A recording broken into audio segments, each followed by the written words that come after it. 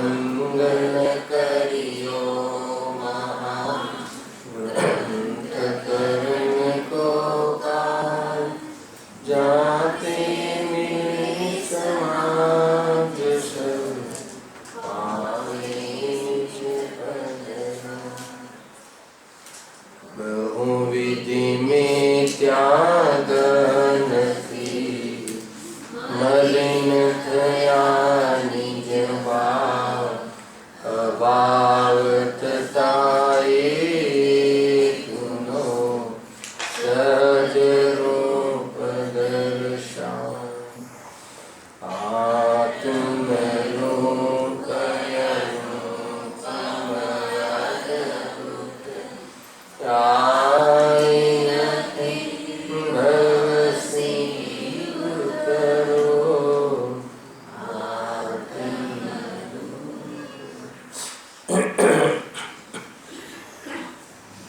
श्री मोक्ष मार्ग प्रकाशक ग्रंथ से पांचमा अधिकार अन्य मत निराकरण अंतर्गत आज बौद्ध मत निराकरण समीक्षा खंडन चर्चा अँ कर गई काले मीमांसक मत जैमिनी मत ए बे मतनु निराकरण अँ कर्यु पेज नंबर 133 है बौद्ध मत निराकरण एक प्रकार थी भगवान महावीर ना समकालीन कहे से अर्धमागधी ग्रंथों से ये लोग आ रीते वर्णन करे से અને એ વખતે જે ભગવાન મહાવીરના સમકાલીન જે પુરુષો થઈ ગયા કાશ્યપ છે બૌદ્ધ છે એવા 5 વ્યક્તિઓને એ લોકોએ તીર્થંકર તરીકે ઘોષણા કરી એ વખતે આ સમજવા જેવો ઇતિહાસ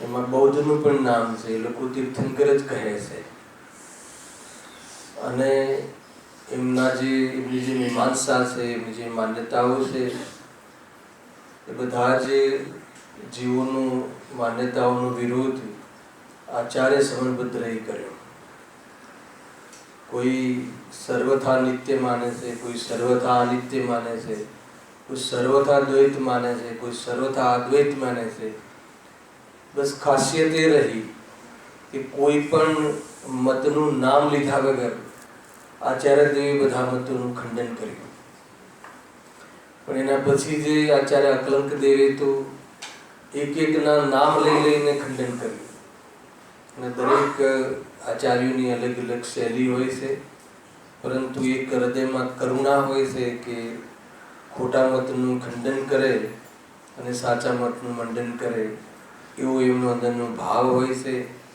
કોઈ પણ જીવને દુઃખ પહોંચે કે ઠેસ પહોંચે એવો કોઈ અભિપ્રાય જ્ઞાનીઓનો ક્યારેય નથી હોતો વચન કઠોર હોય કોઈ મતનું ખંડન કરવામાં કદાચ કોઈને વિરોધ લાગે બી ખરો પરંતુ એમનો કોઈ અભિપ્રાય કોઈ વ્યક્તિને દુઃખી કરવું કે ઠેસ પહોંચાડવું એમ હોતું નથી એ મૂળ વાત છે આ વાત હું વારંવાર એટલે કરું છું કે આપણે કોઈ વાદ વિવાદ કરતા હોઈએ તો હાર જીત વચ્ચે આવી જાય છે અને ઉહાપો તત્વનો કરવાનું શાસ્ત્રમાં કહ્યું છે પરંતુ વિતરાગતાને સિદ્ધ કરવા માટે કોઈ હાર જીત કરી અને રાગ દ્વેષ રૂપ પરિણામ કરવા માટે નહીં એટલે આપણે આપણા લેવલ પર બી જો જે કોઈ ગ્રુપોમાં આપણે બેસીને ચર્ચા વાર્તા કરતા હોઈએ તે આ વાતનો આપણે ખ્યાલ રાખવો જોઈએ અહીંયા બૌદ્ધ મત નિરાકરણમાં બૌદ્ધ મતમાં એક ઘણી પ્રકારની એ લોકોની માન્યતાઓ છે પણ જે મૂળ બૌદ્ધ મત જે માન્યતાથી ઓળખાય છે એ બધી આ બધાને ખબર છે કઈ માન્યતાથી ઓળખાય છે મૂળ કે એ પદાર્થને સર્વથા ક્ષણિક માને છે અને એને લઈને ઘણી વાત અહીંયા કરી છે એનું મંડન ખંડન અહીંયા કર્યું છે અને આગળ મોક્ષ માર્ગ માટે પણ એ બધી ચર્ચા કરે છે તો ત્યાં પણ પંડિતજી કહે છે કે જ્યારે જે મોક્ષ ક્ષણિક છે એને પ્રાપ્ત કરવાનો શું અર્થ છે, ખ્યાલ આવે?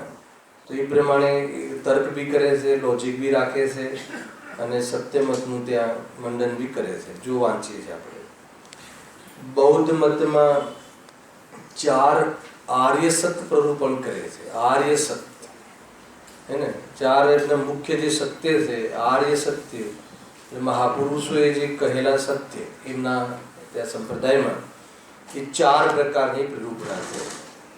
એનો શ્લોક પણ આપ્યો છે, અહીંયા લખ્યું છે, વાંચીએ આપણે. કયા 4 આર્ય સત્ય છે હે ને? આર્ય એટલે બહુ મહાપુરુષ, આર્ય પુરુષ, અને જેના આર્ષ વચન હોય છે, જેના વચન પવિત્ર હોય છે હે ને, જે આમ તીર્થંકર આદિ જે મહાપુરુષો છે બધા આર્ય પુરુષો છે. તો એમને ત્યાં જે પણ કોઈ એને આર્ય માનતા હોય તો એ મહાપુરુષોના 4 સત્ય કથનની અહીંયા પ્રરૂપણા કરી છે. તો કયા છે સાંભળજો હે ને? દુઃખ, આયતન, સમુદાય અને માર્ગ. હવે આ 4 જે નામ કહ્યા એમાં ન કોઈ આત્માનું નામ છે કે ન કોઈ પરમાત્માનું નામ છે કે ન કોઈ મોક્ષની વાત છે. હવે આ 4 એમને આર્ય સત્ય કહ્યા કે જે સત્યને અંગીકાર કરીએ તો જે મુક્તિને પામે. હવે આમાં શું અંગીકાર કરવું ને શું અંગીકાર નહીં કરવું એ વાત આપણે સમજવા જેવી છે. અને એમાં એમને બધા એમની પરિભાષાઓ બી કરી છે. આગળ જુઓ, પહેલા સૌથી પહેલા જે દુઃખ કહ્યું ને, એક એક વસ્તુના ભેદ પ્રભેદ કહેશે. સૌથી પહેલું આર્ય સત્ય કહ્યું છે દુઃખ. દુઃખ કોને કહે છે? ત્યાં સંસારીને બંધરૂપ તે દુઃખ છે. એ વાત તો સાચી છે. હવે એ દુઃખના પાછા ભેદ કહે છે, તો દુઃખના કારણ કહે છે. પહેલા દુઃખનું સ્વરૂપ બતાવ્યું. શું છે? કે ત્યાં સંસારીને બંધરૂપ તે દુઃખ છે. તો આપણે ત્યાં પણ કહે છે કે જે બંધન છે દુઃખ છે, પણ એના કારણો કયા છે? આપણે તો આખો ચોથો અધિકાર આવી ગયો. મિથ્યા દર્શન, મિથ્યા જ્ઞાન, મિથ્યા ચારિત્ર એ દુઃખના કારણો છે. અન્ય કોઈ એ સિવાય બીજા દુઃખના કારણો વિશ્વમાં છે નહીં. હવે એ દુઃખના કારણ બતાવે છે, સાંભળજો.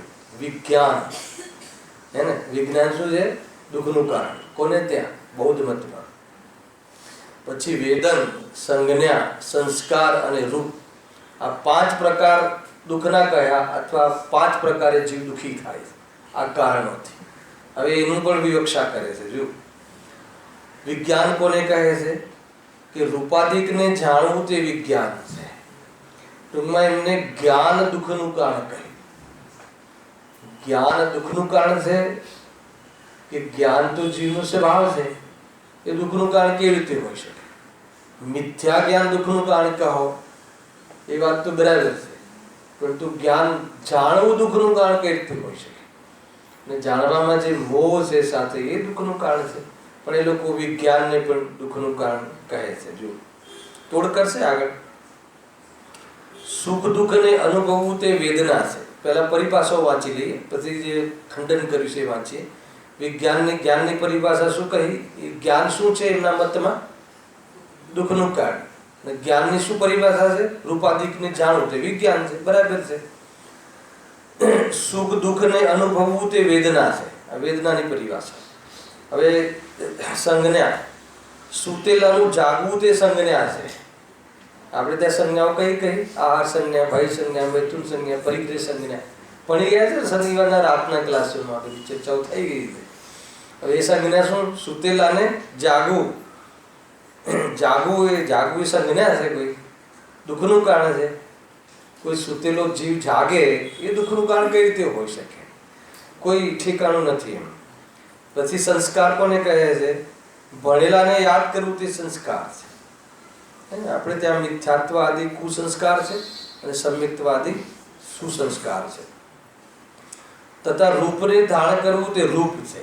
બરાબર. આ 5 પરિભાષાઓ કરી. હવે અહીં જે પંડિતજીને જે કહેવું છે ખંડન, હવે અહીં વિજ્ઞાન આદિકને દુઃખ કહ્યું તે મિથ્યા છે. કારણ કે સાંભળજો શું લોજિક આપે છે.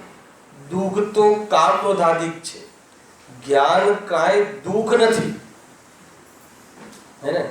દુઃખનું કારણ કોણ છે? ક્રોધાદિક. દુઃખનું કારણ જ્ઞાન નથી. પાછું હેતુ આપે છે, એમને નહીં, એ હેતુ આપે છે. પ્રત્યક્ષ જોઈએ છીએ કે કોઈને જ્ઞાન થોડું છે, બરાબર છે. નમોકાર મંત્ર પણ યાદ ન રહે એવી જાતિની સ્મૃતિ મેમરી છે. કોની? શિવભૂતિ આચાર્ય, બધાને ખબર છે. બરાબર છે. અને કે એ જીવ દુઃખી છે કે સુખી? પ્રચુર સુખ છે. બરાબર છે. એટલે જ્ઞાન જો અહીંયા એમ કહે છે, જો ફરીથી પ્રત્યક્ષ કહીએ છીએ કે કોઈને જ્ઞાન થોડું છે પણ ક્રોધાધિક ઘણા છે. નહીં, ક્યાંથી આવ્યા? કારણ કે દુઃખ તો કામ ક્રોધાધિક છે, જ્ઞાન કઈ દુઃખનું નથી. પ્રત્યક્ષ જોઈએ છે કે કોઈને જ્ઞાન થોડું છે પણ ક્રોધ લોભાધિક ઘણા છે, તો તે જીવ બહુ દુઃખી છે. આમને જ્ઞાનના પક્ષમાં લીધું છે કે જ્ઞાન થોડું હોય. શિવભૂતિ આચાર્યને જ્ઞાન બહુ અલ્પ છે પણ સુખી કેમ છે? એને ક્રોધાધિકને અભાવને લઈને દુઃખી, એના અભાવને લઈને સુખી છે. પણ ઘણા જીવને જ્ઞાન ઓછું હોય તો એમના મત પ્રમાણે કેવો જીવ હોવો જોઈએ? જ્ઞાન દુઃખનું કારણ, જો ફરીથી બોલું છું, જ્ઞાન જ્યારે દુઃખનું કારણ સિદ્ધ કર્યું તો જેને જ્ઞાન ઓછું હોય તો એ જીવ કેવો હોવો જોઈએ? સુખી હોવો જોઈએ. પણ એવું પણ જોવામાં આવે છે કે જ્ઞાન ઓછું છે અને કામ ક્રોધાદિ ભાવ ઘણા છે તો દુઃખી થતા જોવામાં આવે છે. લખ્યું અહીંયા, જ્ઞાન થોડું છે પણ ક્રોધ લોભાદિ ઘણા છે તો તે દુઃખી છે. હવે જો તમારા મત પ્રમાણે જ્ઞાન દુઃખનું કારણ હોય તો જેને જ્ઞાન ઓછું હોય એ જીવ કેવો હોવો જોઈએ? સુખી હોવો જોઈએ. પણ એ જીવને જો ક્રોધાદિ બહુ હોય તો દુઃખી છે, અને ક્રોધાદિ ના હોય શિવભૂતિ આચાર્યની જેમ તો સુખી છે. એટલે સુખ દુઃખના સાથે કોની સાથે સંબંધ આવ્યો? ક્રોધાદિ ભાવોને, જ્ઞાન સાથે નહીં. તથા એક એવી પરિસ્થિતિ બી બને છે કે કોઈને જ્ઞાન ઘણું છે, જ્ઞાન બહુ છે, તો એ જીવ કેવો હોવો જોઈએ?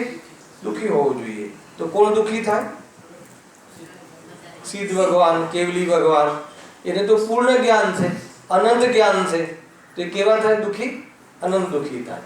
પણ કહે છે કે ત્યાં અગર જો જ્ઞાન ઘણું છે પણ ક્રોધાદિ અલ્પ છે અથવા નથી તો એ જીવ કેવા છે? સુખી છે. તો જ્ઞાન હોવાથી કે જ્ઞાન ન હોવાથી જ્યારે સુખ દુઃખની કોઈ વાત જ નથી તો તમે દુઃખમાં જ્ઞાનને કેમ સામેલ કર્યું? એ અહીંયા કહ્યું. જો એ તો આ તો અહીંયા બૌદ્ધોની મતમાં કહ્યું છે, પણ જેને આવો મત હોય, આપણે કોઈ મતનું નામ ન લઈએ પણ જેને આવો મત હોય એ મિથ્યા છે. આપણે એમ લઈએ તો દરેકને લાગુ પડે. કેવો મત હોય? એ જ્ઞાન દુઃખનું કારણ છે એવો મત હોય તો એની ભૂલ છે, એ મિથ્યા છે. અને આપણે માનીએ બી છે, ઘણી વાર લીધું છે કે જ્ઞાન થાય તો દુઃખ થાય છે, આપણે જાણીએ તો દુઃખ થાય છે. જાણવાથી દુઃખ નથી, વાસ્તવમાં તો કશાયથી દુઃખ થાય છે. તેથી વિજ્ઞાનાધિક દુઃખ નથી. એ રીતે વેદનામાં સમજી લેવું. ખરેખર વેદના પણ કોઈ જે સુખ દુઃખનો અનુભવ કહ્યો ને, તો વેદનાના કારણે દુઃખ થાય છે કે મોહના કારણે દુઃખ થાય છે? એ બી સમજવા જોઈએ. હેડેકના કારણે દુઃખ થાય છે કે હેડ આપણું માનીએ છીએ એટલે દુઃખ થાય છે? પહેલા કે હેડેક નહીં વધતું ને. માથું કોની પર્યાય છે? માથું કોનું વિશેષતા છે? કોની? ઉદ્ગલ રૂપ શરીરની. કોની નથી? તો પછી દુઃખની વાત ક્યાં આવી? તો કે એવું માનતા નથી ને, તો કે એવું માનતા નથી એટલે દુઃખી છે. સીધી વાત આવે છે ને એટલે. આજે બી મિથ્યાત્વની વાત ચાલે. આજે તો જ્ઞાન જ્ઞાની ઓરથી બહુ સરસ વાત છે ભાઈ. જો કે ઘણી વખત ગઈકાલે મારે ભાઈ સાથે આ ચર્ચા થઈ હતી કે કોઈ દ્રવ્યને કોઈ દ્રવ્ય સાથે કોઈ સંબંધ નથી. સંબંધ માનીએ તો દુઃખનું કારણ છે. તો કે જ્ઞેય જ્ઞાયક સંબંધ તો છે ને, તો કે જ્ઞેય જ્ઞાયક સંબંધ જે છે એ શાસ્ત્રમાં કહ્યું પણ છે.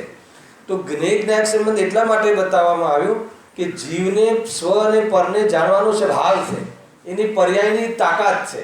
કેટલી વાતો આવી આજે તો મેં તો એક જ પેરેગ્રાફ સાંભળ્યું છે હે ને, કે એની પોતાની પર્યાયની તાકાત છે.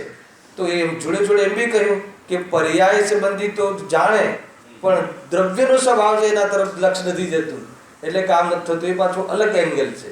અહીંયા તો મિથ્યા તો જે સિદ્ધ કર્યું ને એમને જ્ઞેયમાં, તો જ્ઞેય જ્ઞાયક શંકર દોષ લઈ લેજો.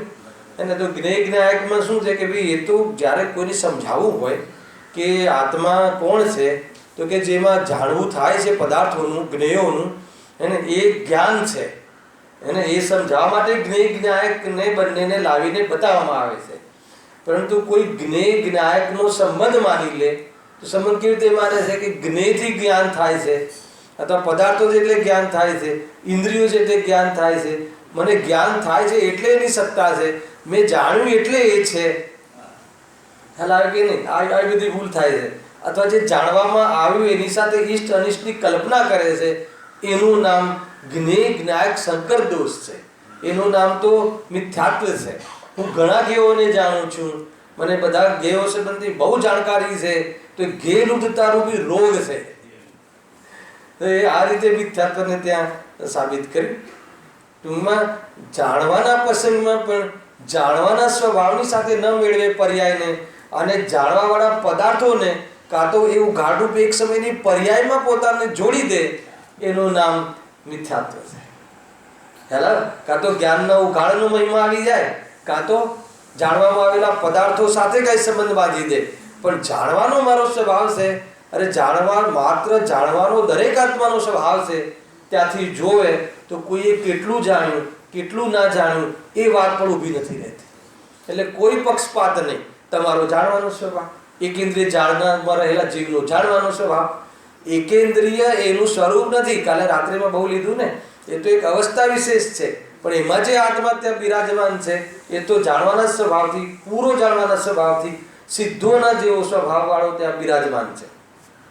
બરાબર છે? અગર એમ જીવ માત્રને જોઈ લે, પોતાને જીવ માત્ર એટલે પોતાના અનુભવ કરીને જીવ માત્રનું એવું અનુમાન જેને હોય, એ જીવને અન્ય જીવની પર્યાયનું જ્ઞાન થાય, કાં તો પોતાની અલ્પ પર્યાયનું જ્ઞાન થાય, તો એ જ્ઞાન થાય છતાં એને કઈ વાતનું દુઃખ થાય?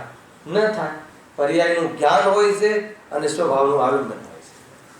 ખ્યાલ આ રીતે છે દરેક વસ્તુ. બહુ બહુ સરસ હતું આજે. મેં તો જેટલું સાંભળ્યું એમાંથી સાર કહ્યો, હે ને? એ રીતે છે. જો ક્યાં આવ્યા હતા, બૌદ્ધ મતની વાત ચાલે છે ને, એમાં દુઃખના પ્રકારોમાં વિજ્ઞાનને ગણાવ્યું. જ્ઞાન, વિજ્ઞાન એટલે જ્ઞાન. તો કે જ્ઞાન દુઃખનું કારણ નથી. ભાઈ જ્ઞાન તો જીવને જ્ઞાનમાં જ્ઞાનની સ્થાપના કરે તો એ સંસારમાંથી એ તરી જાય. જ્ઞાન તો એવું અસાધારણ તત્વ છે. જ્ઞાન તો આત્માની પહેચાન છે.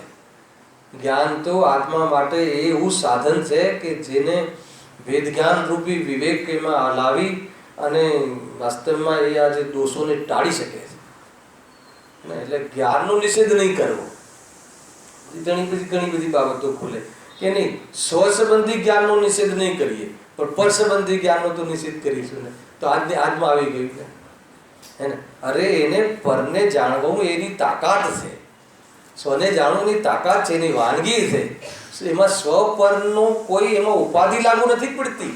સમજાવવામાં ઉપાધિ લાગુ પડે છે, પણ સ્વભાવમાં કોઈ પરને જાણવાનું કહ્યું તો એની ગરિમા ઓછી થઈ ગઈ, આત્માની કોઈ ગરિમા ઓછી થઈ ગઈ, એમ થોડી છે. સ્વને જાણવાનું કહો તો અમને આત્મા મહાન લાગે. અરે સ્વ પરને જાણે એવો જાણવાનો સ્વભાવ વાળો મહાન આત્મા છે. વાત આખી આમ છે, પણ જીવ એમાં નથી, એને ચાંચ ડૂબતી નથી એમાં, હે ને? કેમ કે એને એવું છે ને કે નહીં, આ પરને જાણી લઈશ તો મને કંઈક થઈ જશે, મિથ્યાત્વ ઘૂસી જશે, હે ને? એને પશુ કયો સર્વ વિશુદ્ધ અધિકારમાં? એ તો પશુ સમાન છે જે પોતાના સ્વભાવનો નિષેધ કરે છે. એ રીતે છે. વાંચજો તમે બધા ગ્રંથો. આગળ હવે બીજું શું છે? હું આર્ય સત્ય આયતન આવી લઈ લેજો. વેદના આ સંજ્ઞા પણ દુઃખનું કારણ નથી. ખરેખર દુઃખનું કારણ તો મોહ છે. હવે સુતેલાનું જાગવું એમાં શું દુઃખનું કારણ? સારું જાગ્યો છે, સુતેલો રહે તો વેદ્યાને નહીં કરે, બરાબર કે નહીં? કાંઈ સંજ્ઞા શું છે એ જ ખબર નથી. પણ આટલા મોટા ટેલેન્ટ કહેવાય લોકો જે દુનિયાના, એવા લોકો આના ફોલોવર્સ છે. આ બધા મતોના ફોલોવર્સ છે, હે ને? બુદ્ધિમાં તે જ કહેવાય છે દુનિયાની અંદર, હે ને? એટલે ખરેખર તો ચતુર એ કહેવાય કે જેને સ્વપરનું ભેદ વિજ્ઞાન છે. બુદ્ધિશાળી એ કહેવાય કે જેને સ્વપરનું ભેદ વિજ્ઞાન છે. ખ્યાલ આવે ને? ખરેખર ભણેલો એ કહેવાય કે જેને આત્માનો ખ્યાલ છે, પોતાનું ભાન છે, સ્વપરનું ભાન છે. એ જ વિશ્વની અંદર કોઈ એજ્યુકેટેડ કહેવાય તો એ જ કહેવાય, એને જ્ઞાની કહે છે, હે ને? પેલાને જ્ઞાની નથી કહેતા. જે દુનિયાદારીની બહુ ખબર હોય એને જ્ઞાની નથી કહેતા. આત્માની ખબર ના હોય ને દુનિયાદારીની બહુ ખબર હોય તો એને શું કહેવાય? અજ્ઞાની. દ્વંદ ફંદ કરે છે આખું જીવન. એ રીતે છે. ભાઈ બહુ સમેટાઈ જવાની જરૂર છે. ઉપયોગને બહુ વિસ્તાર આપવાની જરૂર નથી. એને શાસ્ત્રોમાં બી પણ બહુ વિસ્તાર આપવાની જરૂર નથી. શાસ્ત્રના સારને પી લેવાની જરૂર છે. શાંતિથી સમન કરવું જોઈએ, સેવન કરવું જોઈએ, ને કશાયનું વિકલ્પોનું સમન કરવું જોઈએ. એ નિર્વિકલ્પ બનવું એ આપણું ધ્યેય છે. એને જ્ઞાનના આધારે પણ વિકલ્પોને નહીં પોષવા જોઈએ. અને એનો નિષેધ છે જ્ઞાનમાં, પણ જ્ઞાનનો નિષેધ નથી. ધ્યાન રાખજો. જો આગળ હવે સંસ્કાર. તો સંસ્કારમાં શું લખ્યું તેમને? ભણેલાને યાદ કરવું તે સંસ્કાર છે. તો હવે આ સંસ્કારમાં શું દુઃખની વાત આવી ને ક્યાં દુઃખ લાગે છે આપણને? એને ખોટા સંસ્કાર પાડે, ઉલટા પાડે, એને જે પોતાનું નથી ને પોતાનું માને એવા સંસ્કાર અનાદિના છે એને જ પોષે, અને કસાયોને જ પોષીને કસાયોના સંસ્કાર પાડે, તો એ સંસ્કાર તો દુઃખનું કારણ કહેવાય. પરંતુ જે આ જે સંસ્કારનું શું વાત છે? જો એ રીતે છે. અને રૂપને ધારણ કરવું. રૂપ એટલે આ જે શરીર આદિની ધારણ કરવું, તો એ કોઈ શરીર રહેવા છવાના કાલમાં જીવન સુખી થઈ જાય તો એ કોઈ દુઃખનું કારણ? શરીર દુઃખનું કારણ છે. દેહથી આટલું ભેદ જ્ઞાન કરાવીએ તો કોઈને એવું ના થઈ જાય કે દેહ દુઃખનું કારણ છે. અને એવો વર્ગ તો ચાલે છે કે દેહ સુખનું કારણ છે, અને પછી અહીંયા અધ્યાત્મ આવી જાય કે દેહ દુઃખનું કારણ છે. તો ગુરુદેવશ્રીએ બહુ સરસ શબ્દ કે દેહ બુદ્ધિ દુઃખનું કારણ છે. દેહ બુદ્ધિમાં દેહની વાત નથી. દેહ બુદ્ધિમાં આત્માના ખોટા અભિપ્રાયની વાત છે. અંદર ખ્યાલમાં આવે છે કે નહીં? એ તો કોઈને પેલી બુદ્ધિ શબ્દ હાઈડ કરી નાખે અને પછી બોલે કે જો દેહ દુઃખનું કારણ કહ્યું નથી કહ્યું. દેહ બુદ્ધિ. દેહ બુદ્ધિ એટલે શું? દેહમાં એકત્વ બુદ્ધિ. દેહ છે એ જ હું છું એમ માનું, એને આત્મા માનું, એને પોતાનું સ્વરૂપ માનું, એને આધાર આધે માનું, એને પોતાનો આધાર માનવું, એને પોતાની પર્યાયનો કર્તા માનવું, એમાંથી સુખ મળે છે એમ માનવું, એનાથી જ્ઞાન થાય છે એમ માનવું, એ નિરોગી હોય તો મોક્ષે જવાય એમ માનવું. એને શરીર સાજું હોય તો મોક્ષે જવાય ને? સહનન કયું હોય તો મોક્ષે જવાય? હે ને? વૃષભ નારદ સહનન. હે ને? આજે બધી પરીક્ષાઓ આપે બેનો ફટાક દઈને બોલી દે વૃષભ નારદ સહનન 1 માર્ક. અહીંયા કહે છે કે 0 માર્ક્સ. અને વૃષભ નારદ સહનન એ શરીરની વિશેષતા છે. મોક્ષે જવાવાળા જીવોના શરીરમાં એ વિશેષતા હોય છે, પણ એક સમય માટે પણ એમાં લક્ષ નથી હોતું. આ કેમ નીકળ્યું ખબર ચંદ્રકાંતભાઈ? આપણને હવે સહન નથી થતું ને બધું, આ ગરમી ઠંડી, તો કે આપણને હમણાં સહન નથી ને, એટલે આપણે મોક્ષે જવાનું મુલતવી રાખીએ છીએ. આમ સહન શક્તિ પંચમકાલના જીવોને નથી હોતી. સહન શક્તિ હોય એ મુનિ બને, સહન શક્તિ હોય એ આગળ જંગલમાં રહે. આપણી સહન શક્તિ, આપણે તો ફ્લેટ જોઈએ બરાબર ને, કે સેન્ટ્રલ એસી વાળો, અને એમાં રહીએ નહીં, મહાત્માની વાતો સમજાય ને સમજીએ હેલાય ને બરાબર. એમાં બરાબર અનુકૂળતામાં આત્મા બહુ ગમે છે. જ્યારે અનુકૂળતાઓ હોય ને બહાર, ત્યારે આત્માની વાતો બહુ ગમે છે. જ્યારે પ્રતિકૂળતાઓ આવે ત્યારે તો એ જીવનું કાંઈ ઠેકાણું નથી, સોચ બરાબર નથી. જો આગળ હવે આયતન. બીજું આર્ય સત્ય શું છે એમને ત્યાં? આયતન. હવે આયતન એટલે શું?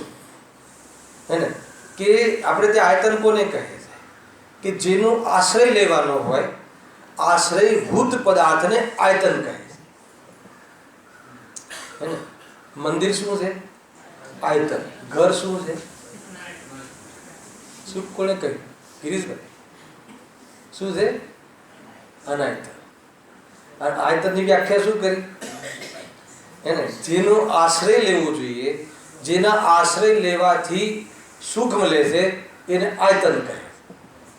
ખ્યાલ એ રીતે નિશ્ચયથી તો શુદ્ધાત્મા અને વ્યવહારથી દેવશાસ્ત્ર ગુરુ ત્રીજો કોઈ પક્ષ નથી. આ બે નય પક્ષ છે. કયા? નિશ્ચય નહીંથી શુદ્ધાત્મા આયતન છે, અને વ્યવહાર નહીંથી દેવશાસ્ત્ર ગુરુ.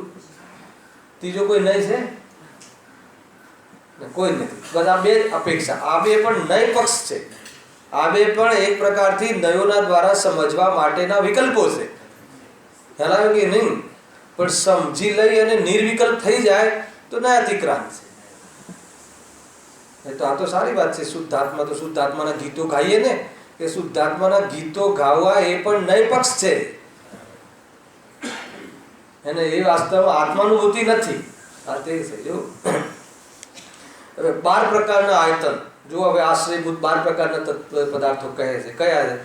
5 ઇન્દ્રિયો.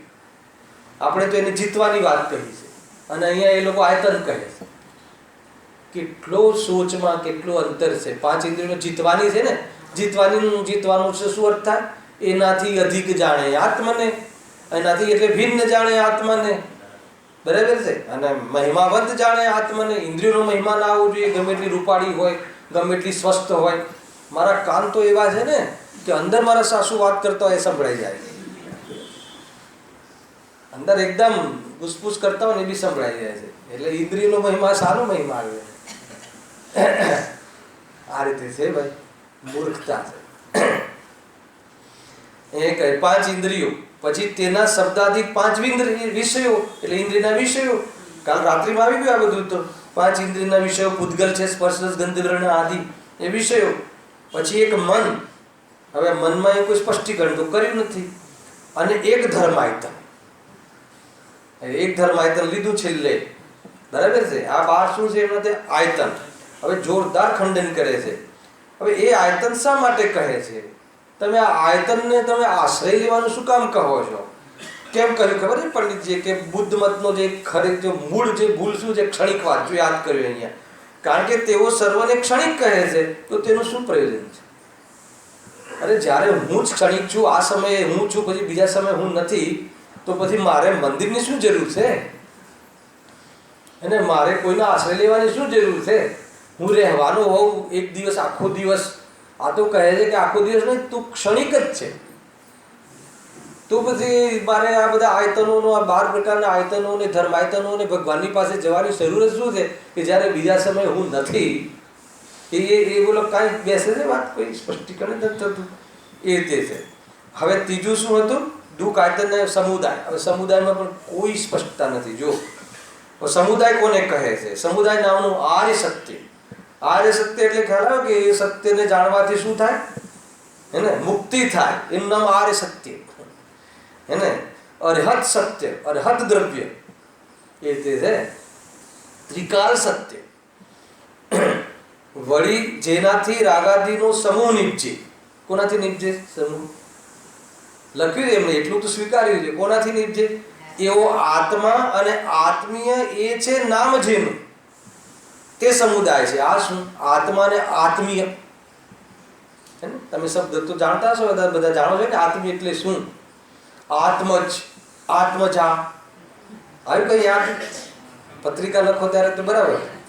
એના ફલાણા ભાઈના આત્મજ છે, આ ફલાણા ભાઈના આત્મજા છે, એ જ લખ્યું છે. આત્મીયનો અર્થ એક આત્મીય શબ્દ બી એડ કરી લેજો. એને આત્મીય એટલે શું? એવો આત્મા ને આત્મીય. આત્મા એટલે હું. આત્મા શબ્દ સ્વવાચક છે. હવે સ્વવાચકમાં એ કોને સ્વ માને છે એ અલગ વાત છે, પણ આત્મા શું છે? સ્વવાચક છે, બરાબર છે. માન લો કે પૂતગલમાં પણ એનો આત્મા હોય છે. જે જળ સ્વભાવ છે એ પૂતગલનો આત્મા છે. ચેતન સ્વભાવ છે એ જીવનો આત્મા છે. એમ આત્મા એટલે એનું સ્વ છે, સર્વસ્વ છે, તત્વ છે, નેચર છે. એ વાસ્તવમાં એની કેમિસ્ટ્રી છે, એનું બંધારણ છે, અને એનાથી એ બનેલો છે. એટલા બધા અર્થો થાય છે તત્વમાં. જો અહમરૂપ આત્મા. હવે કઈ રીતે સમુદાય થયો? કે આત્મા એટલે હું સમજી લો, હું. અને આત્મીય એટલે મારો દીકરો, દીકરી, પત્ની, ઘર, એ બધું આત્મીય. એ મારું. આત્મીય એટલે મારું, હું, અને આ બધું મારું. એનાથી શું થાય છે? એનાથી જેનાથી રાગ આદિનો સમૂહ ઉત્પન્ન થાય છે. એમ કહ્યું અહીંયા. એનાથી રાગાદિના ઢગલા પેદા થાય છે, રાગાદિની હોળી થાય છે. એટલું તો એ કહ્યું. પણ એમને શું કીધું? એને સમુદાય કહે છે. પણ સમુદાય કહીને પછી એને કરવાનું શું? હે માનવાનું કે નહીં? ભેદ જ્ઞાન કરવાનું કે નહીં? આત્મા ભેદ જ્ઞાન કરી શકે છે કે નહીં? આ એનું સ્વરૂપ છે કે આ એનો વિભાવ છે? કોઈ સ્પષ્ટીકરણ બૌદ્ધોના લેખોમાં નથી મળતું. કેમ કે એમને ત્યાં તો હમણાં માર્ગ બતાવશે, માર્ગનું શું નિરૂપણ છે, અને આખું ઉલટું ચાલે છે. એને પર્યાય ક્ષણિક છે, વસ્તુ નિત્ય છે. પર્યાયો બદલાય છે, વસ્તુ કાયમ ટકીને નવા પરિણામ થાય છે. આમાં કેટલું સરસ બધું સ્પષ્ટ થઈ જાય. હે ને? માનો કે આ મનુષ્ય તરીકે હું ક્ષણિક છું. અને આ મનુષ્ય બહુ ક્ષણિક છે કે 50 વર્ષનો છે? ફસાઈ ગયા. હે ને? આપણા મનુષ્ય બહુ 100 વર્ષનો છે કે ક્ષણિક છે? अच्छा 100 વર્ષનો ક્ષણિક કહેવાય કે ના કહેવાય?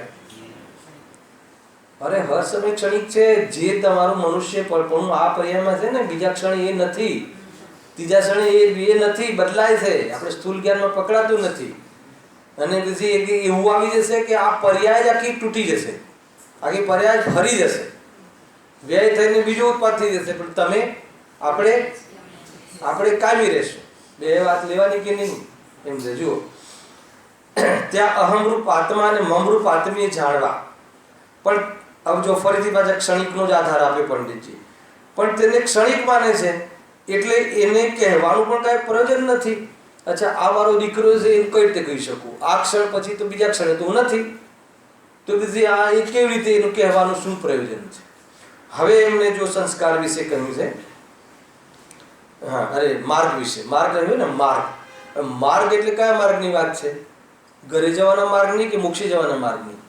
અરે જ્યારે ધર્મના ચોપડામાં માર્ગની વાત આવે તો ચાહે મત બૌદ્ધ હોય કે કોઈ સાંખ્ય હોય, એ માર્ગમાં તો વાત તો મોક્ષ માર્ગની જ આવે. હવે મોક્ષ માર્ગની વાત છે એમ સમજીને આપણે આગળ વધીએ છીએ. માર્ગનું શું એમને પરિભાષા કરી છે જુઓ. ત્યાં સર્વ સંસ્કાર ક્ષણિક છે એવી જે વાસના તે માર્ગ છે. એને કંઈ ખ્યાલ આવે છે? આ વાક્ય તમે વાંચી લો તો કંઈ ખ્યાલ આવે એમ? હું તમને બતાવું શું કરું. ગુરુદેવસિંહના પ્રવચનો વાંચજો, ખુલાસો થશે. શું લખ્યું છે જુઓ. અહીંયા વાસના શબ્દ છે ને, એ વાસનાનો અર્થ અભિપ્રાય લેવો. હર જગ્યાએ વાસનાનો અર્થ અલગ અલગ હોય છે. અલગ અલગ જગ્યાએ વાસનાનો અર્થ અલગ અલગ હોય છે. બધી જગ્યાએ એક જ અર્થ નહીં લેવો વાસના એટલે. અહીંયા ફરીથી વાંચો છો. તથા સર્વ સંસ્કાર ક્ષણિક છે એવો જે અભિપ્રાય છે, એવું જે માન્યતા છે તે માર્ગ છે.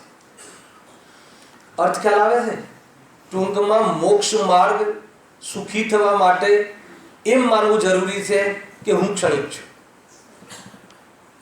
ખ્યાલ આવે? સાંભળજો. હવે તમને થોડી થોડી બુદ્ધિ ચાલશે. એ લોકો માર્ગ એટલે મોક્ષ માર્ગ એટલે સુખી થવાનો માર્ગ. સુખી થવા માટે શું માનવું જરૂરી છે? આપણે ત્યાં પણ છે. સુખી થવું હોય તો કોને ક્ષણિક માનવું? સહયોગોને ક્ષણિક માનવા, આ પૈસાને ક્ષણિક માનવા. પણ આજે આવી હતી બહુ સરસ વાત આવી હતી કે પોતાના આત્માને ત્રિકાલ માને એને જ ક્ષણિકનું જ્ઞાન સાચું હોય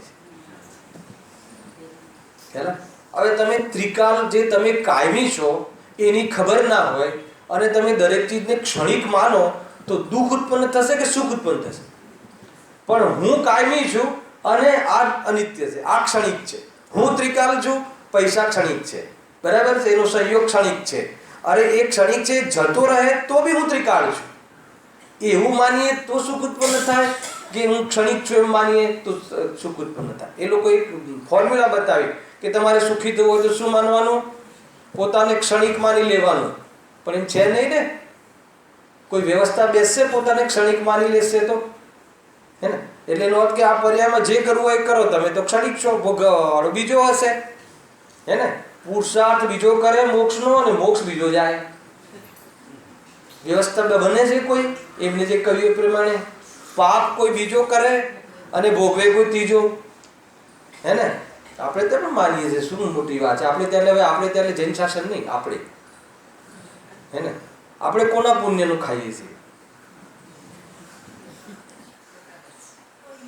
ના, એ તો અહીંયા જવાબ આપો. માનીએ શું કે આપણે પત્નીના પુણ્યનું ખાઈએ છીએ ને?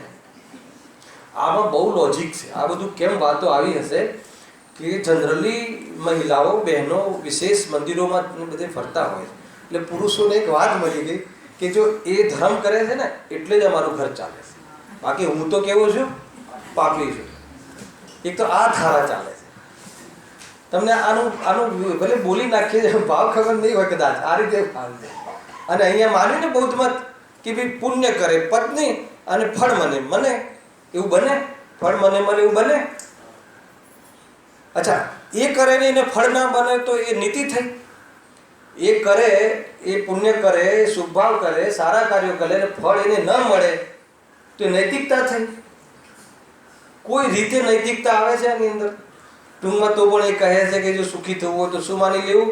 આ જે પણ બધા સંસ્કાર ને જે બધું આવે છે એ બધું ક્ષણિક છે. જો આપણે બી આ પદ્ધતિ છે પણ અનેકાંત છે કે ભાઈ તને ક્રોધ આવી ગયો, બહુ રાગાદી આવે છે, ચિંતા નહીં કર, અથવા એ તું ક્ષણિક, બે રીતે. એક તો તું એનો મહિમા કરતો હોય કે ભાઈ ક્ષણિક છે, શું મહિમા કરે છે, અને કોઈ જીવ કે ભાઈ તો બી આવી જાય છે કે ચિંતા નહીં કર, એ તો જવાવાળા છે. તું જે છે ને જેમાં જ્ઞાન થાય છે એ ત્રિકાળ છે, એની સ્થાપના કરીને ક્ષણિકને બતાવવામાં આવે છે. હેલો, હવે એને ત્યાં એવી તો કોઈ વ્યવસ્થા નથી, છે કે નહીં ને? આપણે ત્યાં બી સંસ્કાર કહો એટલે એમને જે સંસ્કાર, રાગાદીના સંસ્કાર, એને ક્ષણિક. તો આપણે ત્યાં બી રાગાદીના સંસ્કારને ક્ષણિક કહી અને સ્વભાવ પર દ્રષ્ટિ કરવાની પ્રેરણા હોય એનું નામ ક્ષણિક માનવું બરાબર છે. પણ એમને તો એવું કહે છે જ નહીં, એમને તો ત્રિકાળની કોઈ ચીજ જ નથી. હર સમય નવા નવા આત્માઓ આવે છે. કે જૂના આત્મા ક્યાં જતા હશે? તો કે જતા હશે, એમને ખબર નથી ક્યાં જતા હશે, પણ નવા નવા આવે. તમે જઈને પૂછજો, કોઈ વાર જવાનું થાય વિઝિટ લેજો, હે ને? જેમ અકલંગ દેવે લીધી હતી ને એમ એકવાર વિઝિટ લેજો, એ કેવી રીતે ત્યાં શું ચાલે છે. તમને એમ લાગશે કે આપણે બહુ સુરક્ષિત છીએ, એને ખરેખર તો હવે કોઈ શોધવાની જરૂર નથી, હે ને? માર્ગ માટે, માર્ગદર્શન માટે કોઈ જગ્યાએ જવાની જરૂર નથી, એવી ભૂલ કરવાની જરૂર નથી. છતાં તમને એવું લાગતું હોય ઓર મહિમા લાવવો હોય તો જો આ બધું વાંચી જ રહ્યા છીએ. આ જ છે બધું, પંડિતજીએ તો બધું સમીક્ષાઓ કરી જ છે અહીંયા. જો તથા સર્વ સંસ્કાર ક્ષણિક છે એવી જે વાસના તે માર્ગ છે, બરાબર? હવે એને તોડે છે કઈ રીતે પંડિતજી? કે તમે બધું ક્ષણિક માનો છો, પણ હવે ઘણા કાળ સુધી સ્થાયી હોય એવી કેટલી વસ્તુઓ પ્રત્યક્ષ જોઈએ છીએ, હે ને? બહુ સૂર્ય ચંદ્ર જો ક્ષણિક હોય તો પછી સૂર્ય ચંદ્ર એ બધું ના હોવું જોઈએ, હે ને? તો એ શું કહે છે? તો એ શું કહેશે કે તમે કહેશો કે એ અવસ્થા રહેતી નથી. તો પંડિતજી કે તે તો અમે માનીએ છીએ. એ અવસ્થા બીજા સમય નથી રહેતી, ક્ષણિક છે, અવસ્થા ક્ષણિક છે, એ તો અમે માનીએ છીએ. સાંભળજો, પણ અવસ્થા ક્ષણિક છે, એની સાથે વસ્તુનો નાશ થઈ જાય છે, એ અમારા ગળે નથી ઉતરતો. તારી આ મનુષ્ય અવસ્થા પતી ગઈ એટલે હવે તું ન રહ્યો, એટલું લાંબુ નથી બોલતા એ તો. અરે આ ક્ષણ ગઈ પછી તું ન રહ્યો, હેલા ને? તો કે એ અમને નથી બેસતું. એ કેવી રીતે બને? એ તો બેસતું જ નથી. હવે એને બી કેવી રીતે તોડે છે, એનું બી ખંડન જોરદાર કરે છે. બરાબર ઉપયોગ સૂક્ષ્મ કરજો. જો અમે કેટલી વસ્તુ સ્થાયી છે બધું પ્રત્યક્ષ જોઈએ છે. તમે કહેશો કે એક અવસ્થા રહેતી નથી, તે તો અમે પણ માનીએ છીએ. સૂક્ષ્મ પર્યાક્ષણ સ્થાયી છે તો અમે માનીએ છીએ. વળી એ વસ્તુનો જ નાશ માનો તો એ નાશ થતો દેખાતો નથી. ચંદ્ર તો કાયમી દેખાય છે, હર સમય બદલાય છે, નવું પરિણમન થતું હશે એના રંગ રાગ રૂપ જેવી, રાગ ને રંગાદી રૂપમાં, પરંતુ ચંદ્ર તો રહે છે ને, એ વસ્તુ તો પૂદગલ તો રહે છે ને. અરે આ શરીર છે તો હર સમય મતલબ કે પોચું, પછી ઓર કઠિન, પછી એકદમ જર્જરિત, અને પછી છૂટા છૂટા પડી જાય પરમાણુ. પણ પૂદગલ પરમાણુનો અભાવ થઈ જતો હોય તો બધા, હા, એની એક ગઠબંધન વાળી જે અવસ્થા મટી ગઈ, એની સ્કંદરૂપ અવસ્થા છૂટી ગઈ, એ તો હર સમય બદલાતી રહે છે. આપણે સૂક્ષ્મ સ્થૂળ જ્ઞાનમાં ખ્યાલ નથી. અને એવી જ્યારે સ્થૂળ પર્યાય થાય છે, શરીર આમ વિખેરાઈ જાય, કાં તો વૃદ્ધ થઈ જાય, એનું માટી થઈ જાય, ત્યારે ખ્યાલ આવે છે કે અરે તો માટી બદલાય, માટી થઈ ગઈ, પર્યાય બીજી આવી. એ તો અમે માનીએ છીએ. પણ માટી થઈ જવા છતાં બી પણ જે એટમ છે, જે પરમાણુ છે, જે પૂદગલ દ્રવ્ય છે, એનો નાશ થયો કે એનો નાશ થતો નથી, એ અમે માનતા નથી કે એનો નાશ થાય. ખ્યાલ આવે કે નહીં? આ વસ્તુ છે. આમાં તો ઘણું બધું વિજ્ઞાન છે. તમે દ્રવ્ય સ્વભાવ દ્રષ્ટિ કરો અને પર્યાયને બરાબર યથાર્થ જાણો તો કહે છે કે કોઈ ચિંતાનો વિષય નહીં રહે. સમ્યક જ્ઞાન થઈ જશે, સુખના દાડા આવી જશે ભાઈ. એ રીતે છે. જો વળી એ વસ્તુનો નાશ માનો તો એ નાશ થતો દેખાતો નથી, તો અમે કેવી રીતે માનીએ? પછી ઉદાહરણ આપે છે. જુઓ કેવી રીતે. કારણ કે બાળ વૃદ્ધાદિ અવસ્થામાં એક આત્માનું અસ્તિત્વ જણાય છે. એક આત્મા એટલે એ જ આત્મા, એક એટલે એક સંખ્યા નહીં, એ જ આત્મા. જે બાળકમાં જે આત્મા હોય છે, હવે અવસ્થા બદલે કે મોટું થાય છે કે નહીં, બાળક ઘરમાં હોય તો ખ્યાલ આવે છે કે નહીં, આપણે થયા કે નહીં. તો એ બાળક પછી જવાન થયો તો આત્મા એ રહ્યો કે બીજો આવી ગયો? અચ્છા, વ્યક્તિ એ રહ્યો કે વ્યક્તિ બદલાઈ ગયો? કેટલો અનર્થ થઈ જાય વ્યક્તિ બદલાય તો. ખ્યાલ આવે છે? કોઈ સંસારની વ્યવસ્થા જ ના બને, દુનિયામાં કોઈ વ્યવહાર જ ના રહે, અને વસ્તુ જ ના રહે. પહેલા તો કેટલા બધા દોષો આવી જાય. સમજમાં આવે છે વાત કે ભારે પડે છે ભાઈ, હે ને? આ બધામાં શુદ્ધાત્માની જ વાત છે, ધ્યાન રાખજો. જે શુદ્ધાત્માને નથી જાણતો એ આવી જાતિના અપલક્ષણોથી રહે છે, એમ કહેવું. આપણે આ બધું બરાબર આનું ખંડન કરવું. ક્યાં? આપણા મતમાં. કયો મત છે? આપણી માન્યતામાં. આનું ખંડન કરવું, એનું નામ શુદ્ધાત્માની દ્રષ્ટિ છે. હે ને? તમને વચ્ચે એકાદ વાર શુદ્ધાત્મા નામ આવે તો જ જરા સારું લાગે ને, કે આ તો નયનો પક્ષ છે.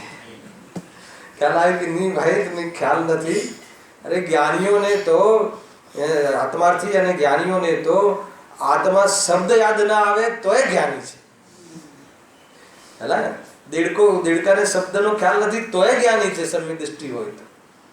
ઘણી બધી બાબતો છે. જો કારણ કે બાળ વૃદ્ધાદી અવસ્થામાં એક આત્માનું, એ જ આત્માનું અસ્તિત્વ જણાય છે. જો તે એક નથી તો પહેલા અને પછીના કાર્યનો એક કરતા કેમ માને છે? ખ્યાલ આવ્યો? માની લો કે આપણે આને છે ને આ રીતે બહુ સિદ્ધ કરતા હોય છે જનરલી વાદ વિવાદમાં, કે કોઈ એક એકાંતવાદી છે, બૌદ્ધવાદી, અને એક માની લો કે આપણો અનેકાંતવાદી વ્યક્તિ છે. હવે એને સિદ્ધ કરવું છે કે ભાઈ એનું ખંડન કરવું છે એકાંતવાદીનું. તેને પૂછે છે કે ભાઈ એને કહ્યું કે આ સંસ્કાર છે ને બધા ક્ષણિક છે. પછી ઓલો એ રીતે વાત કરે કે શું કહ્યું તમે? જરા પહેલા શું કહ્યું કહેજો જરા. ના ખ્યાલ આવે? ખ્યાલ આવે તમને? કઈ ભાઈ શું કહ્યું પહેલા તમે? એટલે મેં પહેલા એ કહ્યું હતું કે સંસ્કાર, એટલે પહેલા જે તમે કહ્યું હતું એ જ છો કે બીજા છો? કહી દો હવે. તો એનું જ ખંડન થયું ને, કે જે પહેલા મેં આમ કહ્યું હતું, એટલે પહેલા તમે જે કહ્યું હતું એ તમે હવે જે કહી રહ્યા છો એ તમે છો. તો પછી એ કાર્યનું એ રીતે કેવી રીતે વ્યવસ્થા બની? જો એમ વ્યવસ્થા બને છે તો ક્ષણિક છે એ વાત ક્યાં? આવી રીતે સિદ્ધિ કરી. આ જો આમાં એ અર્થ નીકળે છે. તો પહેલા અને પછીના કાર્યનો એક કરતા કેમ માને છે? આવ્યું ને એ રીતે. હવે જો છતાંય નથી છોડતો, એ શું કહે છે કે તું કહીશ કે, એ લોકો એમ કહે છે કે સંસ્કારથી એમ છે. એટલે તો એ લોકો શું કરે છે? એ શું માને છે કે તો સંસ્કાર આપતો જાય છે બીજાને. તો એ સંસ્કાર આપતો જાય છે, તો એ સંસ્કાર આપતો જાય છે, એ ક્યાં જાય છે? અને સંસ્કાર કોના આધારે રહે છે? એ સંસ્કાર નિત્ય છે કે અનિત્ય છે? કેટલી વાતો! આ બધી ન્યાયની વાતો છે. અને આ બધી કોર્ટ મેટર છે. એટલે કોર્ટ મેટરમાં એટલી બધી બુદ્ધિને કસવી પડે. અહીંયા બુદ્ધિને કસવાની છે અને શ્રદ્ધાને સમ્યક કરવાની છે. શ્રદ્ધાને સમ્યક કર્યા વગર બુદ્ધિ એકલી કસશો તો બધું આવડી જશે ન્યાયના વિષયો, પણ કાર્ય નહીં થાય. જોડે જોડે સાવધાન રહેજો ભાઈ. શ્રદ્ધા એટલે સત્યનો સ્વીકાર. સત્યના સ્વીકારનું નામ આત્મામાં હમપણું છે. આ બધા વિષય ક્યારે ખોલીશું? આત્મામાં હમપણું શબ્દથી બંધાઈ ગયા છે. આત્મામાં એકત્વ કર, આત્મામાં એકત્વ કર. હવે ક્યાં જઈને એકત્વ કરવું, ક્યાં જઈને ડૂબવું, ક્યાં જઈને પડવું, ક્યાં જઈને લીન થવું? અરે સત્યનો સ્વીકાર કર. જે વસ્તુ જેવી છે એવું માનવાનું નામ આત્મામાં એકત્વ છે. એટલે બીજા પદાર્થોમાં હસ્તક્ષેપ કરવાની બુદ્ધિ મટી જવી, એનું નામ આત્મામાં એકત્વ છે. આ જીવને એમ છે કે ક્યાંક ડુંગરની ટોચ પર બેસી જઈએ, આંખ બંધ કરી દઈને લીન થઈ જઈએ અને પછી આત્મામાં ઉતરી જઈએ. અને ક્યાં ઉતરીશ તું? પણ ક્યાં કઈ રીતે ઉતરીશ તું? હે ને? આ નીકળ્યું ને એની વિકૃતિ વિપસ્યા શું કહે છે? આજે નાસિકમાં વિપાસના વાળા છે ને, ધ્યાન વાળા, બધે એવું જ ચાલે છે. અને બધાથી કોન્ટેક્ટ છોડીને આવી જાઓ ચૂપચાપ. હવે પેલાનો કોન્ટેક્ટ શ્રદ્ધામાં છોડ્યા વગર આવી જાય તો છૂટે? ભલે તમને ફિઝિકલ એટેન્ડ ના કરવા દે, પણ મન તો ચાલ્યું જાય ને ગમે ત્યાં. તો હવે કેવી રીતે ધ્યાન થશે? એકદમ બકવાસ છે. કેટલા આપણા લોકો બી પહોંચે છે કે શાંતિ તો મળે છે, શાંતિ તો મળે છે. મૂર્ખ છે. હે ને? અરે સ્વરૂપના બલ ઉપર બહારમાંથી નિવૃત્તિનું નામ શાંતિ છે. સ્વરૂપના બલ વગર સ્વરૂપને જાણે નહીં, વેદ જ્ઞાન જાણે નહીં, તો ત્યાં ઠીક છે તમને બીજા વિષયોમાંથી થોડા વિકલ્પોના દૂર કરાયા, એટલે એ વિકલ્પો તમારા ફોન લઈ લીધા, ફોન બંધ કરાવી દીધા. હે ને? પણ એ બંધ કરાવવા છતાં તમારા પરિણામમંદ હોય તો તમને આકૃતા ઓછી થાય. એ તો કંઈક યાદ આવી જાય કે આજે તો આ હતું, આજે તો આ ડિલિવરી કરવાની હતી, તો પતી ગયું. હવે કોઈ બી રીતે એને જોઈન્ટ તો વાત તો કરવી પડે. કોમ્યુનિકેશન વગર તો હવે પરેશાન થઈ ગયો. સમજમાં આવે છે? એટલે જે અકર્તાવાદ, કોઈ દ્રવ્યનું કરતું નથી, દરેક દ્રવ્યનું સ્વતંત્ર પરિણમ છે, તારે કોઈની જરૂર નથી, તું પરિપૂર્ણ છે, આવી વિશ્વાસ ને આવી શ્રદ્ધા આવ્યા વગર, કોઈ એટેચમેન્ટ છોડ્યા વગર ધ્યાન થાય? તો ધ્યાન કોનું થાય? કે જેમાં એટેચમેન્ટ હોય એનું ધ્યાન થયા રાખે. તો એ કોઈ મતલબ નથી. બહુ બધું ચાલે છે. આ ભૂલો થઈ જતી હોય છે. જો હવે તું કહીશ કે સંસ્કારથી એમ છે, તો જો તોડે છે અહીંયા ખંડન. તો એ સંસ્કાર કોને છે? પેલા એ કે કે જેને સંસ્કાર છે તે નિત્ય છે કે ક્ષણિક છે? કે હવે જો નિત્ય છે તો સર્વ ક્ષણિક સાથી કહે છે, તો બધું ક્ષણિક છે કેમ કહે છે? તથા જો ક્ષણિક છે તો જેનો આધાર જ ક્ષણિક છે તે સંસ્કારોની પરંપરા કેવી રીતે ચાલે? તું બીજાને આપવા માટે બીજો સમય રહેવું પડે કે ના રહેવું પડે? તો બીજો સમય છે જ નહીં તો પરંપરા કેવી રીતે ચાલશે? ખ્યાલ? તો એ બહુ બૌદ્ધિકની રીતે સિદ્ધિ કરી છે એમને. તો કહે છે કે ભાઈ બહુ જૂઠું બોલે છે આ લોકો એમ. વળી સર્વક્ષણિક થયું, સાંભળજો, વળી સર્વક્ષણિક થયું ત્યારે પોતે પણ ક્ષણિક થયો. તો તું એવી વાસનાને માર્ગ કહે છે, તું એવા અભિપ્રાયને માર્ગ કહે છે કે હું બીજા સમયે રહેવાનો જ નથી. જો આમાંથી આત્મહત્યાનું પરિણામ નીકળે છે. સુખી થવું હોય તો શું કરવું? પોતાનો નાશ કરી દેવો. થયું ને ક્ષણિક. આત્મહત્યાવાળા જીવનું શું મનોવિજ્ઞાન હશે? એ જ હોય. પૂછી લેજો જરા, કોઈને મન થતું હોય તો ક્યારેક તમારી પાસે સલાહ લેવા આવે તો પૂછજો. બનેલું છે આવું, મારી પાસે આવે છે કે ભાઈ એના કરતાં આત્મહત્યા કરી લઈએ. તો હું પૂછું કે આત્મહત્યા કર શું કામ? એટલે કે આપણે પછી ખતમ જ થઈ જઈએ ને. તો ભાઈ તું ખતમ થાય છે વાત ભૂલ છે. આ પર્યાય ખતમ થશે પણ તું તો રહીશ, અને એવા પરિણામ સાથે તું જ્યાં રહીશ ત્યાં કેવો રહીશ એ તને ખબર છે. કેટલી બધી જોરદાર વાત છે. સમજી જાય કે ભાઈ તને બહારમાં ગમે તેવા ઉદયો હોય, તને બધા તને ખોટા માનતા હોય, વ્યભિચાર માનતા હોય, તારા પર કોઈ શંકા કરતું હોય તો કરવા દે. તું તારો મનુષ્ય બહુ સાર્થક કરી લે. એવી કેટલીય સતીઓ પેદા થઈ ગઈ કે જેને બહુ એના પર આગળ ઉઠી છે, છતાં એના પર ધ્યાન ન આપ્યું. એ કર્મના ખેલ છે. વર્તમાનમાં તું બરાબર એક નૈતિક જીવન જીવીને ભેદધ્યાન કરી અને મોક્ષ માર્ગમાં પ્રયાણ કરી લે, એ તો ફસાઈ જઈશ. મનુષ્ય બહુ શું કામ ખો? લોકોની કોઈ નિંદામાં આપણો બહુ શું કામ ખોઈ દેવો? અરે કદાચ તારાથી ભૂલ થઈ બી ગયું હોય, માની લો. એટલે સુધી અમે લોકો જ્યારે કાઉન્સિલિંગ થતું હોય ને ત્યારે ભૂલ થઈ બી ગઈ છે, ચલો, પણ હવે તને ભૂલ લાગે છે તો એમ સમજ કે ભૂલ કરી છે તો લોકો નિંદા કરે ને.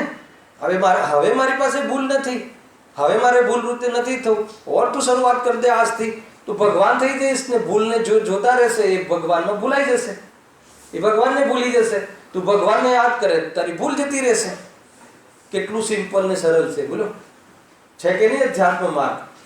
ઘણી વાર એવું બને છે ચંદ્રકાંતભાઈ, એ જીવને એમ લાગે છે કે નહીં આજે તો મારો નવો જન્મ થયો. આ તમને બનેલી હકીકત તો કહું છે કે ભાઈ કદાચ જો અહીંયા આપણો સંપર્ક ના થયો હોત તો કે મેં સ્ટેપ લઈ લીધું.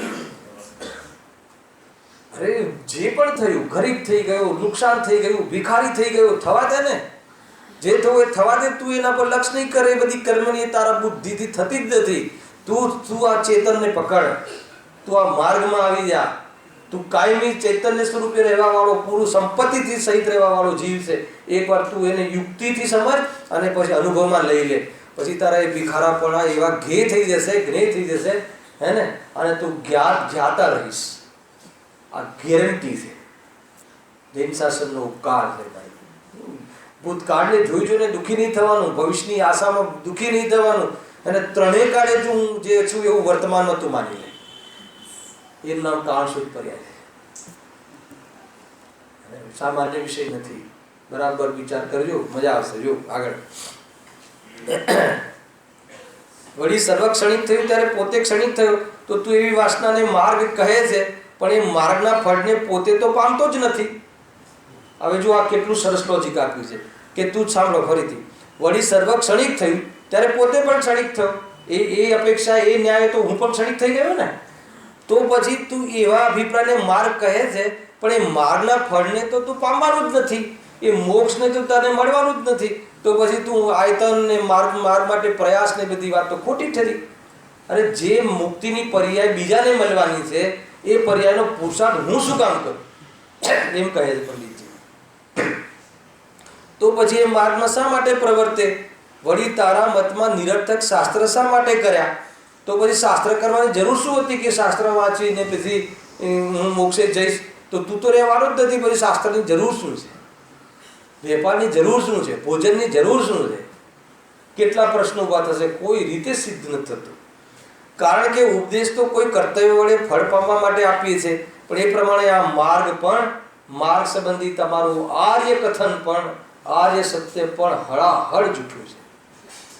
અને આવું કહી દીધું હોય તો હે ને કેવું થાય? અને ખરેખર સમજી જાય તો એને કેવું થાય?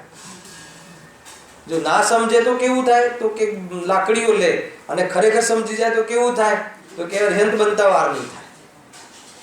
જોરદાર માર્ગ છે, ચૈતન્યમાં ભરપૂર શક્તિ છે, જ્ઞાનમાં જબરજસ્ત અસાધારણ સ્વભાવ, અને ગમે તેવી વિડંબણામાં પણ ભેદ જ્ઞાન કરી લે, અને ગમે તેવા મિથ્યાત્વના કાલમાં પણ સમ્યક વિચાર કરી લે, અને સમ્યક વિચાર કરીને મોહને તોડી નાખે, જંજીરોથી ફ્રી કરી દે આત્માને. એવી ચેતનામાં ચૈતન્યની એક શક્તિઓ છે. આ બધી ચેતના નામનો, જ્ઞાન નામનું એની પાસે બહુ ઉત્કૃષ્ટ સાધન છે. એકવાર સાધનનો સદુપયોગ તો કર. શું કહ્યું? એકવાર સાધનનો સદુપયોગ તો કરે, એમ અહીંયા જ્ઞાની આપણને કહે છે. જો ઘણી બધી બાબતો છે. આગળ વળી રાગાધિક જ્ઞાન સંતાન વાસનાનો ઉચ્છેદ અર્થાત નિરોધ, તેને મોક્ષ કહે છે. ચાલુ જ છે એમને. અને રાગાધિક જ્ઞાન, રાગ અને જ્ઞાન, એની સંતાન વાસનાનો ઉચ્છેદ અથવા એ જે પ્રગટ થાય છે એનો ઉચ્છેદ એટલે નાશ. ફરીથી રાગ અને જ્ઞાન બંનેનો નાશની વાત આવી ગઈ. રાગના નાશની વાત તો બેસે છે, પણ જ્ઞાનનો નાશ શું કામ લો છો વચ્ચે? ઉચ્છેદ એટલે નાશ કરવો, છોડી દેવું, ત્યાગ કરવો, અર્થાત નિરોધ લખ્યું છે ને અહીંયા. તેને મોક્ષ કહે છે. પણ ક્ષણિક થયો ત્યારે મોક્ષ કોને કહે છે? અરે તું ક્ષણિક થઈ ગયો પછી મોક્ષની વાત જ ક્યાં રહી? રાગાધિકનો અભાવ થવો અમે પણ માનીએ છીએ. રાગાધિકના અભાવની તો અમારે ત્યાં પણ પ્રેરણા છે. પણ પોતાના જ્ઞાનાદિ સ્વરૂપનો અભાવ થતા તો પોતાનો અભાવ થાય, તો તેનો ઉપાય કરવો હિતકારી કેમ હોય? તેવો ઉપાય કેવી રીતે થઈ શકે? પોતાના જ્ઞાનનો અભાવ કરવો, પોતાને નાશ કરીને સુખી થવાની, પછી સુખી કોણ થશે? જો નાશ થઈ જશે તો સુખી કોણ થશે? એમ હિતાહિતનો વિચાર કરવા વાળું તો જ્ઞાન જ છે. આવ્યું ને, જ્ઞાનનું સ્થાપના કરી તો પોતાના ભાવને જ્ઞાની હિત કેમ માને? જ્ઞાનના ભાવને જ્ઞાની કેવી રીતે હિતકર માને? આગળ જો બૌદ્ધ મતમાં પ્રત્યક્ષ અને અનુમાન એ બે જ પ્રમાણ માને છે, પણ તેના સત્યાસત્યનું નિરૂપણ જૈન શાસ્ત્રોથી જાણો. જો એ બે જ પ્રમાણ છે તો તેમના શાસ્ત્ર અપ્રમાણ થયા, કેમ કે એમના પ્રમાણમાં શાસ્ત્ર નામ તો આવ્યું ને. આપણે ત્યાં કેટલા પ્રમાણ છે? હે ને? આપણે ત્યાં પ્રમાણની ખબર છે કે નહીં? પ્રત્યક્ષ અને પરોક્ષ બે પ્રમાણ છે. ખરેખર તો પાંચો જ્ઞાન પ્રમાણ છે. સાંભળી લેજો, 2 મિનિટ ઉપર જાય તો થોડી શાંતિ રાખજો. હલાવે ને? શું કહ્યું કે આપણે ત્યાં જ્ઞાન પ્રમાણ છે, સમ્યક જ્ઞાન પ્રમાણ છે, પાંચો જ્ઞાન પ્રમાણ છે. તો પાંચો જ્ઞાનમાં બે જ્ઞાન કેવા છે? પરોક્ષ છે, મતિ અને શ્રુત. અવધિ મને પર્યાય એક દેશ પ્રત્યક્ષ કેવલ જ્ઞાન, સર્વદેશ પ્રત્યક્ષ, અને મતિ શુદ્ધ જ્ઞાન સવ્યવહારિક પ્રત્યક્ષ કહ્યું છે. આ રીતે પાંચો જ્ઞાન કેવા છે? પ્રમાણ જ્ઞાન છે. એટલે આપણે ત્યાં પ્રમાણ બે પ્રકારના, પરોક્ષ અને પ્રત્યક્ષ. આ બધી તત્વ સૂત્રની મેટર છે. અને એમાં પણ મતિ શુદ્ધ જ્ઞાનમાં મતિ જ્ઞાનના ભેદ કયા છે? સ્મૃતિ, પ્રત્યભી જ્ઞાન, તર્ક જ્ઞાન, આગમ અનુમાન જ્ઞાન અને આગમ જ્ઞાન. આ 5 પ્રમાણ છે. તો આપણા 5 પ્રમાણમાં આગમ પ્રમાણ આવ્યું, સ્મૃતિ પણ પ્રમાણ છે. અને વાસ્તવમાં આનાથી તો કેટલા વિષયો ખુલી જાય છે. અત્યારે તકલીફો ચાલે છે, બધી મટી જાય. ખ્યાલમાં આવે છે કે નહીં? જ્ઞાનીનું સ્મૃતિ જ્ઞાન પણ પ્રમાણ જ્ઞાન છે. ના ખ્યાલ આવ્યો? આ રીતે છે. અનુમાન જ્ઞાન પણ પ્રમાણ જ્ઞાન છે. જ્યાં જ્યાં જ્ઞાન છે ત્યાં ત્યાં આત્મા છે. તો જ્ઞાનનું સંવેદન કરે અને આત્માનું અનુમાન કરે તો કે સમ્યક જ્ઞાની છે. હું શોર્ટમાં કહ્યું, આ બહુ મોટો વિષય છે. શનિવારના ઉપયોગ વાળો જ્યારે આવશે ને વિષય, ત્યારે ખોલીશું. હે ને? અત્યારે વિષય આપણો બીજો છે ને, એટલા માટે. હા, તો હવે તમારા પ્રમાણમાં આગમ તો છે જ નહીં, તો પછી તો તેમના શાસ્ત્ર તો અપ્રમાણ થયા. તો તેનું નિરૂપણ શા માટે કર્યું? કારણ કે પ્રત્યક્ષ અનુમાન તો જીવ પોતે જ કરી લેશે. પ્રત્યક્ષ માટે તો પછી શાસ્ત્રની જરૂર જ શું છે? આપણને શાસ્ત્રની એટલે જરૂર પડે છે કે આપણે પ્રત્યક્ષ જ્ઞાન અત્યારે પ્રગટ નથી, અને સંવેદન પ્રત્યક્ષ કરી શકીએ છીએ. તો આગમ પ્રમાણથી વિચાર કરી અને સંવેદન પ્રત્યક્ષ કરી અને સમ્યક જ્ઞાની બની શકીએ છીએ, પ્રમાણિત થઈ શકીએ છીએ. એટલી બધી વાતો છે ભાઈ. જો વળી તેઓ સુગતને દેવ માને છે. સુગત એટલે કોણ? બુદ્ધ. એને બુદ્ધને સુગત કહે છે, બીજું ના. હવે તેનું નગ્નવા વિક્રિયા રૂપ સ્વરૂપ સ્થાપે છે. હે ને? એ લોકોમાં તમે છે ને મોટા મોટા એ લોકોના બધા આયતનો છે ને, એ લોકોના સ્તૂપ હોય ને, સ્તૂપ, મોટા મોટા સ્તૂપ બૌદ્ધોના, ત્યાં તમે જોઈ લેજો. ત્યાં એ લોકોના જે બધા બુદ્ધના ચિત્રો હોય, એમાં શું કહે છે કે એક તો નગ્ન માને છે. અને અત્યારે બધા જ લોકો નગ્નની સ્થાપના બી નથી કરતા બુદ્ધની પ્રતિમા. સાંભળજો. અને બીજું વિક્રિયારૂપ. વિક્રિયારૂપ એટલે શું? એને અલગ અલગ ચેષ્ટાઓ. આપણે ત્યાં ધ્યાનની અવસ્થાઓ કેટલી છે? 2 અવસ્થાઓ છે. કઈ? ખડગાસન અને પદ્માસન, નાસાગ્ર દૃષ્ટિપૂર્વક. અને એમને ત્યાં તો અનેક પ્રકારની ચેષ્ટાઓ છે. કોઈ એક જગ્યાએ તો બુદ્ધની આમ લેટેલું હોય ને વ્યક્તિ, એવી પ્રતિમાઓ છે. તો એ રીતના એ લોકોને ત્યાં વિક્રિયાઓ બતાવે છે. બધું જૂઠું છે. એ તો પ્રમાદનું નિશાન છે. આડા પડવું એ પ્રમાદનું નિશાન છે. આડા પડ્યા શુદ્ધ ઉપયોગ ના થાય. ના ખ્યાલ આવ્યો ભાઈ? ધ્યાનની દશાઓ બે જ છે. પણ મારે એવી દશા, એવી શરીરની દશા ના હોય તો શરીર હું નથી એ માની લે. ધ્યાન આત્માનું હોય છે, શરીરનું નહીં. બધું ઓટોમેટિક થશે. ચિંતા નહીં કર. નહીં તો કોઈ કહે મારી તો કમર તૂટી ગઈ છે, કેવી રીતે બેસે? તમે ધ્યાનની બે જ અવસ્થા કહી. અને પહેલાં કમર નથી એ પહેલાં નક્કી કર ને, પછી બેસીશું ને કમરમાં. ખ્યાલ આવે કે નહીં? એ રીતે છે બધું. જે વિડમણા રૂપ છે. પછી જો કમંડળ અને રક્તાંબર, લાલ કલરના ધારક કપડા, પૂર્વા કાળમાં ભોજન કરનાર ઇત્યાદિ લિંગરૂપ બૌદ્ધ મતના ભિક્ષુક હોય છે, એમના બધા જે અનુયાયીઓ. પણ ક્ષણિકને વેશ ધારવાનું પ્રયોજન શું છે? ત્યારે ક્ષણિક છે તો વાત ક્યાં આવી? પરંતુ મહંતા માટે કલ્પિત નિરૂપણ કરવું આ વેશ ધારવું થાય છે. મહંતા માટે, મહિમા કરવા માટે વેશ હવે બધે લગાવી લેવું. આપણે ત્યાં પણ વેશ ધારણ શાના માટે કરીએ છીએ? આપણે મહિમા માટે. આપણે બહારનું આચરણ શાના માટે કરીએ છીએ? લોકોને બતાવવા માટે. એ આવી વાત.